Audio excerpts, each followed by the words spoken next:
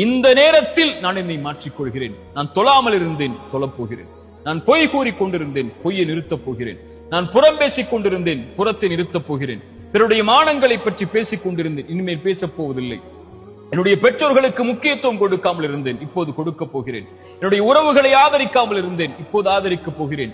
நன்றி செலுத்தாமல் இருந்தேன், இதோ நன்றிக்காக தயாராக போகிறேன். மரணத்திற்கு முன்னால் பாவ மன்னிப்பை கேட்காமல் இருந்தேன், கேட்கப் போகிறேன். மனிதர்களிடத்திலே கேட்காமல் இருந்தேன், இதோ கேட்கப் போகிறேன். இந்த நிமிடத்தை நான் சரிபடுத்தப் போகிறேன் என்ற உறுதியோடு இறைவனை நெருங்குங்கள்.